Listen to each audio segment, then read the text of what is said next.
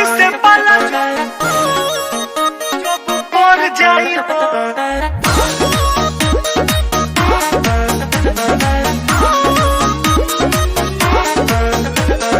Kalika studio Ara.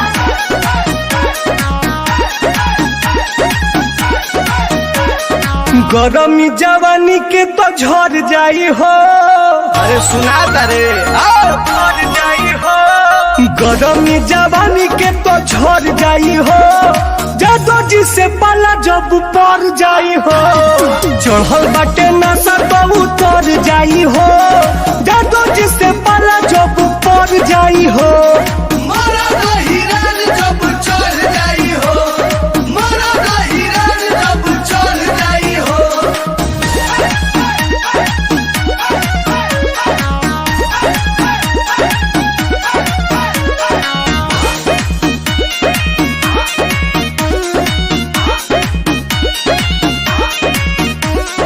धैले बाबे चनी तो आराम हो जाई। मरी हेलो बेदा छेदा जाम हो जाई।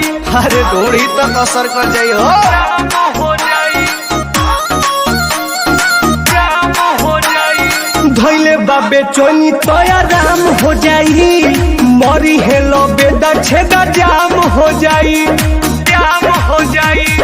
कीड़ा जवन काटता उ मर जाई हो। अरे कीड़ा जवन काटता उ मर जाई हो। जादो जी से पाला जब पड़ जाई हो। चढ़ल बाटे नशा तो उतर जाई हो। जादो जी से पाला जब पड़ जाई हो।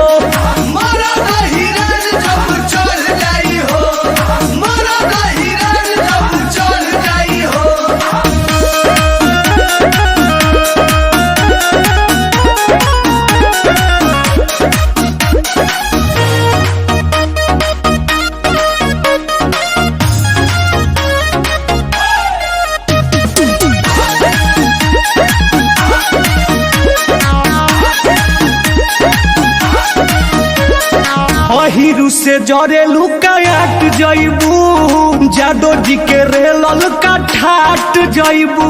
ईरान के दर्द अरिए जेबू ना तो मरिए जेबू ए बुझी। ठाट जइबू। अहिरू से जरे लुकाट जइबू। जादो जी के रेलल का ठाट जइबू। ठाट जइबू। सच कहे टुन टुन सागर भाई हो। सच कहे टुन टुन सागर भाई हो। जादो जी से पाला जब पड़ जाई हो।